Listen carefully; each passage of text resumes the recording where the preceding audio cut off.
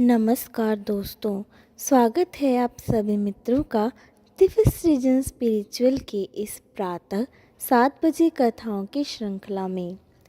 आज के परिच्छेद का शीर्षक है दिग्विजय। हम आदि गुरु शंकराचार्य की जीवन लीला पर आधारित इस सप्तम परिच्छेद के बारे में आज जानेंगे।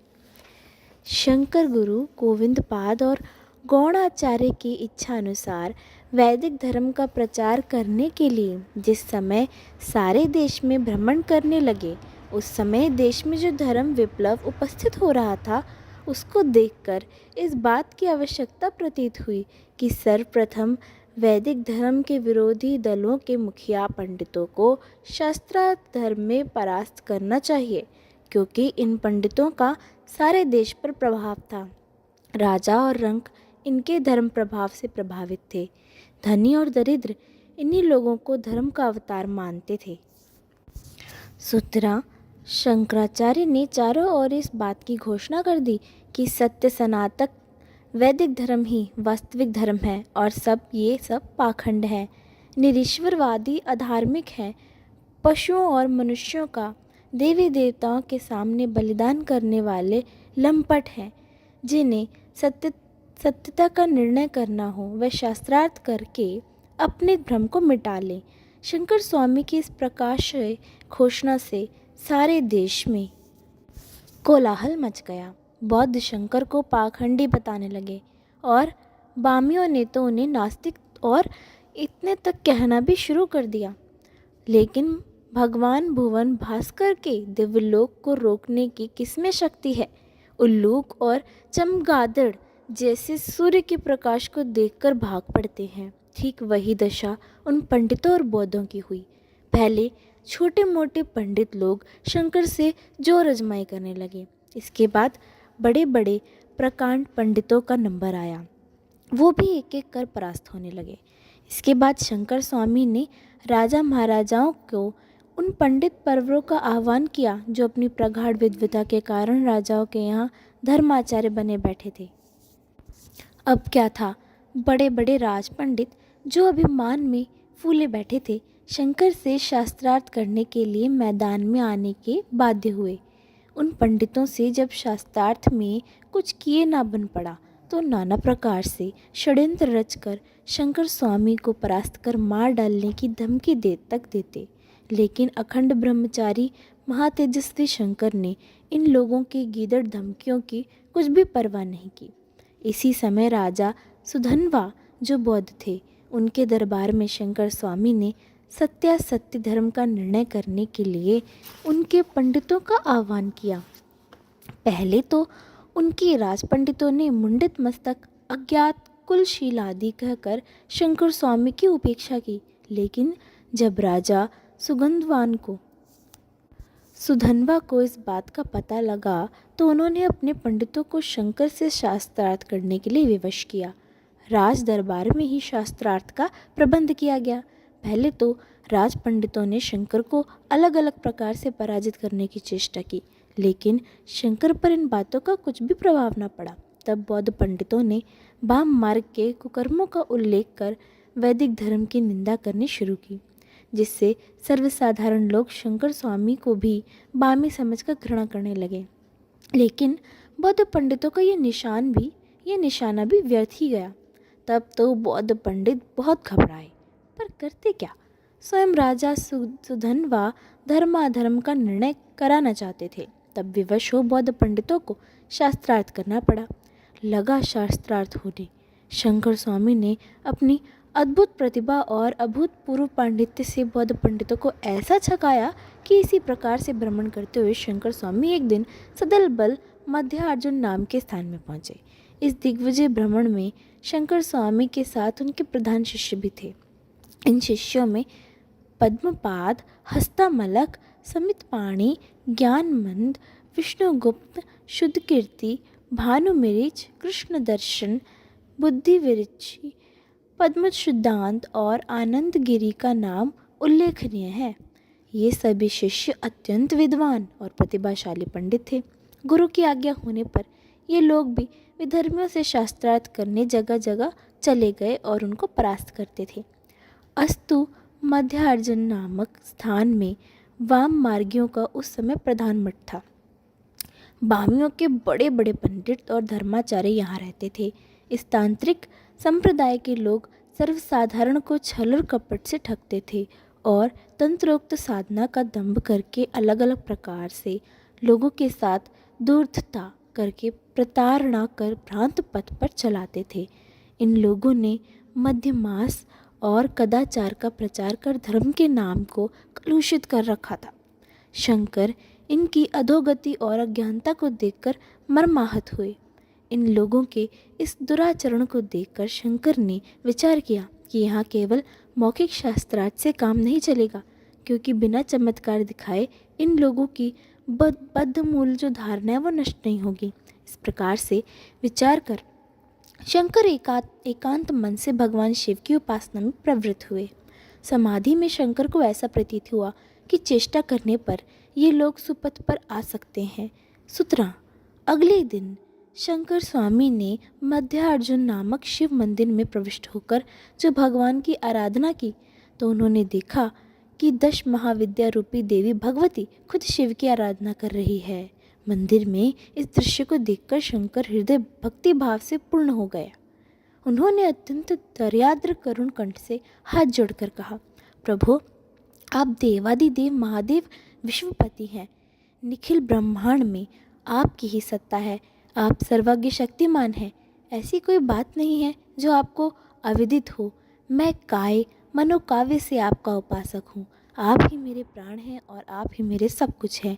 आप परम करुणामय हैं। जो भक्त लोग भक्ति भाव से तन्मय होकर आपसे कुछ मांगते हैं, वो आपके लिए कभी अधेय नहीं होता। आपके निकट मेरी एक कातर प्रार्थना है। दया करके मुझे बताइए कि कौन तत्व प्रकृत सत्य है, द्वैत भाव सत्य है या अद्वैत भाव। शंकर की प्रार्थना समाप्त होते ही 3 बार देवी वाणी हुई कि अद्वैत ही सत्य है। इस अद्भुत देववाणी को सुनकर मंदिर के आसपास बैठे हुए नर नारी अत्यंत चमत्कृत हुए। विपक्षी संप्रदाय के लोग भी इस आश्चर्य व्यापार को देखकर स्तंभित हो गए। उन लोगों ने इस बात को स्पष्ट रूप से समझ लिया कि शंकर अवश्य दैवी विभूति संपन्न महापुरुष हैं। इस विचित्र व्यापार को देखकर उन लोगों ने शास्त्रार्थ करने से इनकार कर दिया। दल के दल वाम मार्गी भ्रांत आचार व्यवहार उपासना पद्धति का परित्याग कर शंकर स्वामी के अद्वैत मत को ग्रहण करने लगे। उन लोगों ने वाम मार्ग को परित्याग कर शंकर द्वारा निर्धारित अद्वैत मत की शरण ली। यहाँ से प्रस्थान कर शंकर स्वामी ने मध्यार्जुन सभी पस्थ पार्वत्य प्रदेश में भ्रमण करना शुरू किया।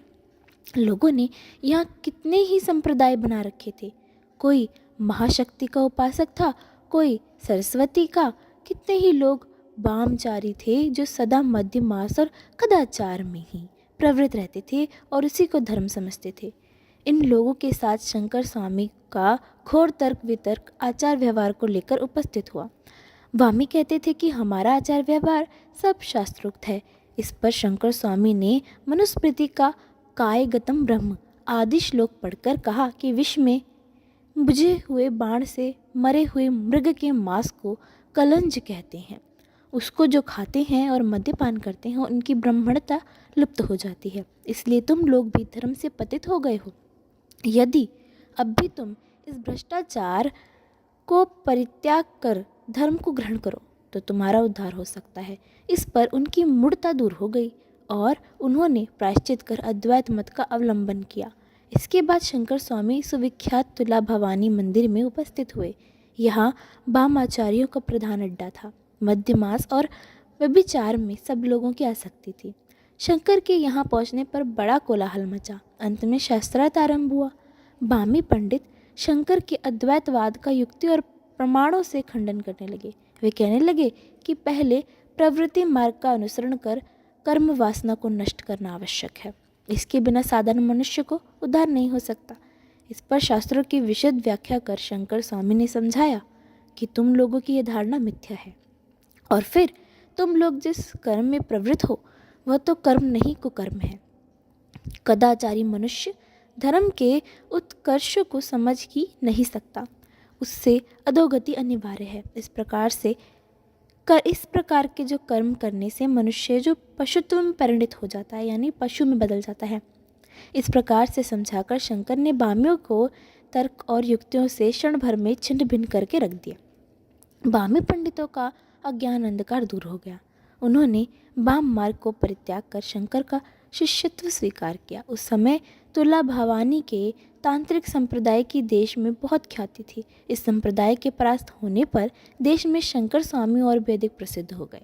शंकर जहाँ एक और निरीश्वरवादी बौद्ध और जैन धर्मियों के परास्त करते जाते थे, दूसरी ओर सनातन धर्म की अलग अलग रूपों में उनकी प्रकट हुआ।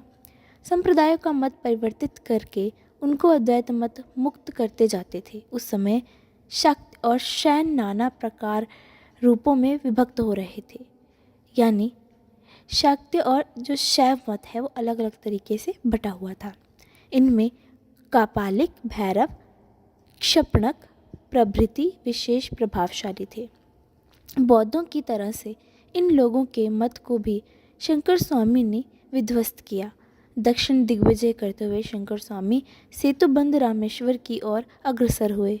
मार्ग में द्रविड़, पंडा, चोल प्रभृति स्थानों में भी उपस्थित हुए। इन स्थानों में उस समय भी संस्कृत का बड़ा प्रचार था। उनके द्वैतवादी पंडित रहते थे। मार्ग में जगह जगह पंडितों को सादर बुलाकर शंकर स्वामी ने उनके साथ शास्त्र चर्चा की। इन पंडितों में अधिकांश शैव मत अनुयायी थे, लेकिन बाह्य चिन्ह त्रिपुराण आदि के विशेष पक्षपाती थे। शंकर ने इन लोगों को भी शास्त्रों के वचनों और युक्तियों को तर्क से समझाकर विशुद्ध अद्वैतवाद का अनुयायी बनाया। इन सभी विद्वान पंडितों ने शंकर स्वामी का शिष्यत्व स्वीकार किया। शंकर ने इन लोगों को समझाया कि सिर्फ बाह्य नंबर है जो वो, और बाह्य चिन्हों से ही धर्म पालन नहीं होता। चित्त शुद्धि, संयम और आत्मज्ञान ही धर्म प्राप्ति का प्रकृत सोपान है। उन्होंने शंकर स्वामी के सिद्धांतों को सहर्ष स्वीकार लिया और उसी के अनुसार कार्य करने लगे। रामेश्वर से लौटकर शंकर स्वामी वैष्णव प्रधान तीर्थ अवंतशिया पहुँचे। यहाँ पर अलग अलग वैष्णव संप्रदाय भुक्त लोगों का वास था। भक्त, भागवत, वैशानन, वैष्णव, कर्महीन, पंचराग प्रभृति लोगों का बहुत प्रभाव था। इन धर्मों के मानने वाले प्राय सभी प्रमुख विद्वानों को बुलाकर शंकर स्वामी ने कहा कि आप लोग अपने अपने धर्म का प्रतिपादन करें। इन लोगों ने अपने अपने धर्म को व्यक्त किया। ये वैष्णव भी नाना चिन्हों से अलंकृत थे। तिलक, शंख, चक्र, गदा, पद्म धारण करना धर्म का विशेष अंग समझते थे। शंकर स्वामी ने अनेक तर्क और युक्ति द्वारा इनके आचार व्यवहार का खंडन किया। अंत में सब लोगों को संबोधन कर कहा, वैष्णवगण, केवल बाह्य चिन्ह धारण कर लेने मात्र से धर्म साधन नहीं हो सकता, बल्कि बाह्य आडंबर तो धर्म के प्रतिकूल है। प्रकृत धर्म साधना इन बाह्य आडंबरों से शून्य आत्मचिंतन से हो सकती है। लेकिन तुम लोग समझते हो कि इन बाह्य आडंबरों से ही धर्म साधना होती है। इस प्रकार की आप लोगों की धारणा नितांत भ्रमात्मक है। प्रकृत धर्म साधना निष्काम भाव से कर्म करने से होती है। वासना के वश में होकर कर्म करने से सिद्धि नहीं हो सकती। इससे प्रकृत फल नहीं मिलता। वासना और आडंबर से तो चित्त मलिन हो जाता है। तुम लोग तो और भी अधिक बंधनों में आबद्ध होते हो। मनुष्य तो वैसे ही दुर्बल है। मोह, इंद्रिय, मन और बुद्धि आदि अनेक प्रकार के बंधनों में आबद्ध है। इन सकल बंधनों के प्रभाव से ही वासना विकट होती है, और विकट वासना ही चित्त की मलिनता और बुद्धि के विकार की कारण है। चित्त शुद्धि और बुद्धि संस्कार गूढ़ धर्म साधन के लिए सदश्रेष्ठ उपाय और उपादान है। वासना के विकट होने पर चित्त शुद्धि और बुद्धि संस्कार साधित नहीं हो सकते।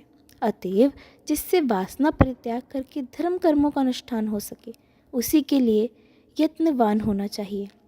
निष्काम भाव से सद्गुरु की प्राप्त करने की चेष्टा करो।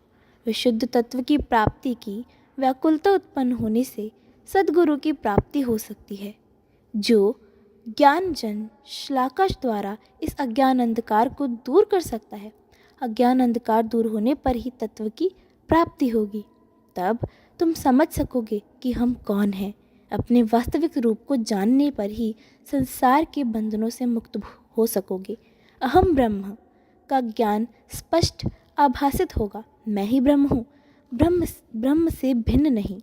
जब तक यह ज्ञान प्राप्त नहीं होता तब तक बंधनों से मुक्ति नहीं हो सकती। अहम ब्रह्म को समझना ही प्रकृत ज्ञान तत्व है। माया मोह में फंसा हुआ जीव भगवान से अपने को भिन्न समझता है। माया मोह का पर्दा उठते ही वह इसके परम तत्व को जान सकता है।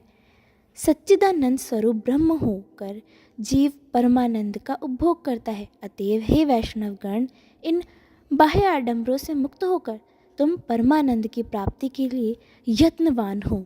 बिना आत्म तत्व की प्राप्ति के मुक्ति नहीं हो सकती। आचार्य शंकर के अखंडनीय युक्ति तर्क और अपूर्व निगूढ़ धर्म मीमांसा को सुनकर वैष्णववादों की धर्म संबंधी भ्रमात्मक ये सब धारणा दूर हो गई। उन्होंने शंकर स्वामी को साष्टांग प्रणाम कर उनके धर्म मत को स्वीकार किया और इसके बाद शंकर स्वामी ने सुब्रह्मण्य नामक स्थान में कुछ दिन अवस्थान कर अद्वैत मत का प्रचार किया।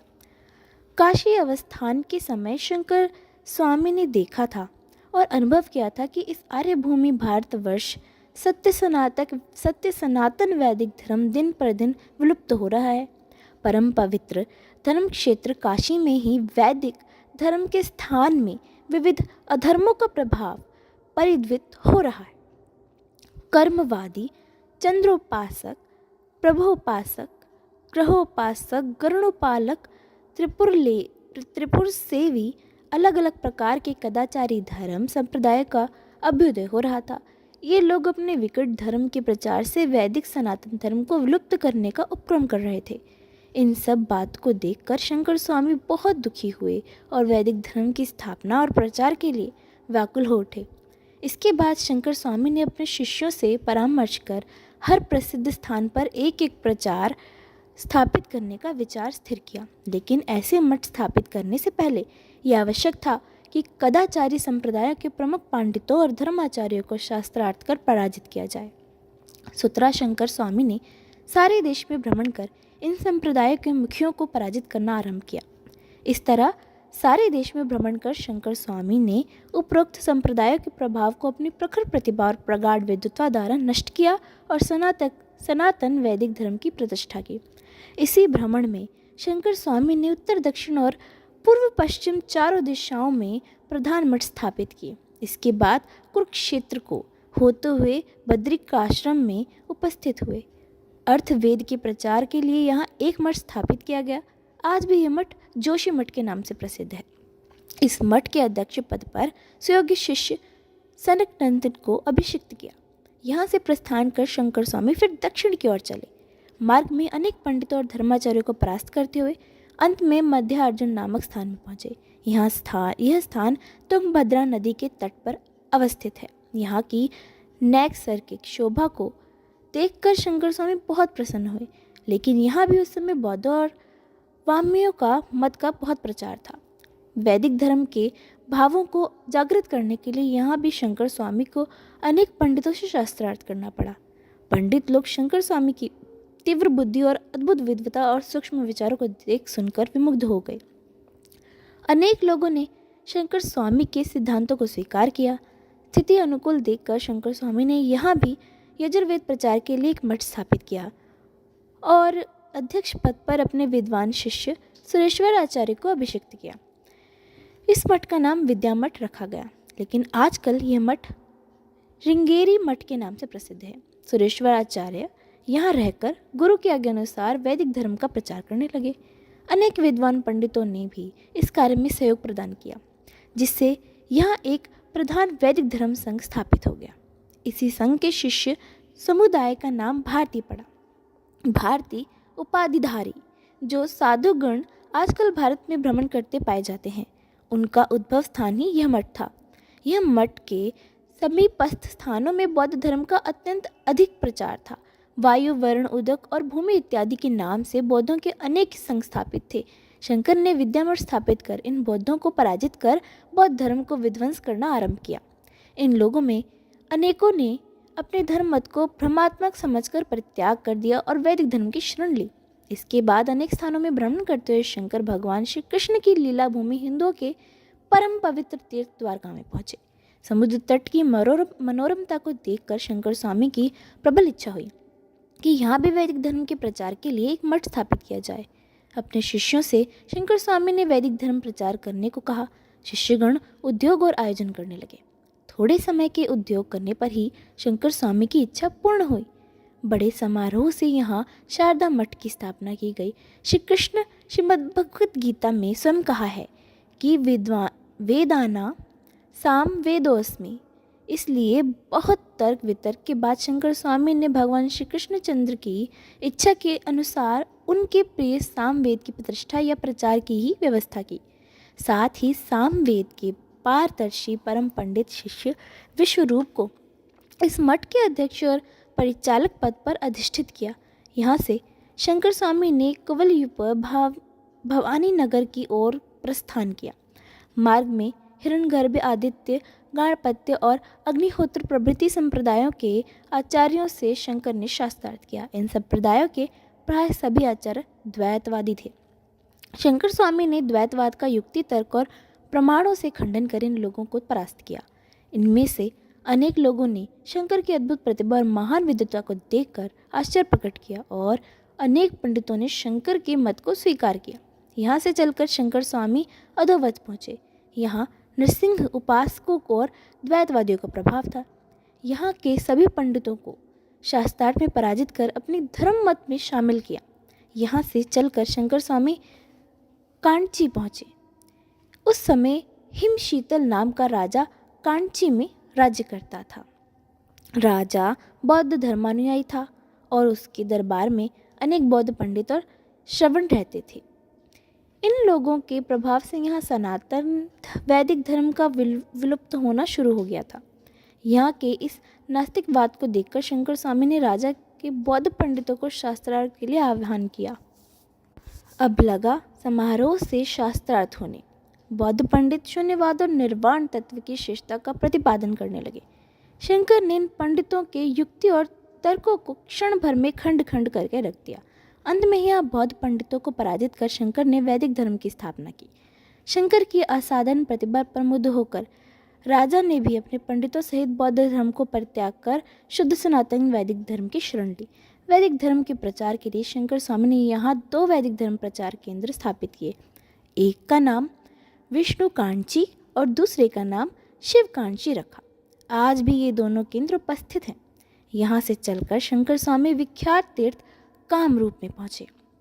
अभिनव गुप्त नाम का वहाँ एक परम पंडित रहता था। अभिनव गुप्त की शास्त्रों में गहन गति थी, लेकिन था बड़ा कुमति। शंकर से शास्त्रार्थ में पराजित होकर उसने समझा कि मेरा बड़ा अपमान हो गया। प्रतिशोध लेने के लिए उसने अभिचार किया। अभिचार द्वारा शंकर को शारीरिक कष्ट देने का विचार स्थिर किया और अंत में सुयोग पाकर विचार को कार्य में परिणत कर डाला। इससे शंकर स्वामी को भगंदर रोग हो गया, लेकिन अपने साथी एक मंत्र कुशल शिष्य के मंत्र प्रभाव से शंकर स्वामी का ये रोग शांत हो गया।